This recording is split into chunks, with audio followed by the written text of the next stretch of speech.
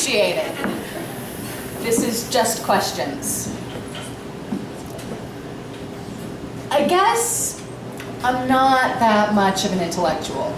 I mean, I ask my questions all day long from the time the sun rises until it reminds me, peeking pink-tinged fingers over the horizon, that maybe I should get some sleep before I greet her again.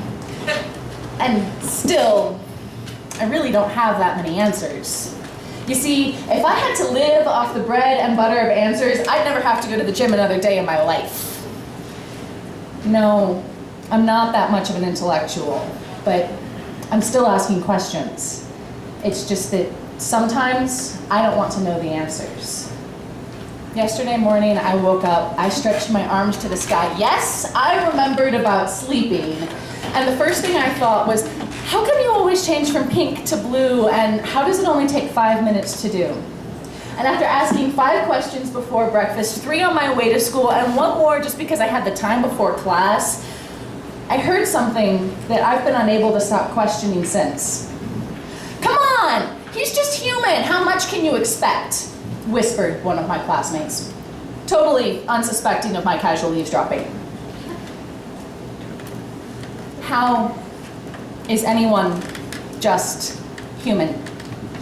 How is anyone just a person? I cannot count on all of my fingers and toes the number of creation stories we've written, and no one knows how many were lost and forgotten before someone thought of matching sounds to markings so they could be passed down. Science traces back time to a giant explosion and can go no further. The Bible tells us that every man, woman, and child alive is descended from a single pair, and science tells us again that we are the distant descendants of single-celled organisms whose very existence was impossible without a chance combination of elements to form our environment, and they still can't tell us what made those elements come alive. There are stories of how we came from alternate dimensions, and some that tell of how we are the children of gods. Our whole planet is little more than a speck of dust, moving through a tiny portion of space, heedless of its shrinking role to play in the expanding scope of reality, and yet we are given the ability to question. If any of 1,000 things hadn't happened, yesterday would never have been recorded.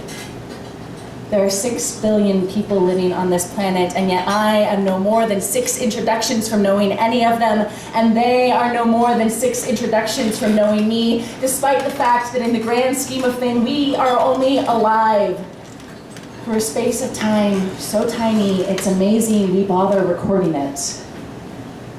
We are nothing but accidents of time, a creation that will come and go with the exploding of stars while the universe continues on without noticing.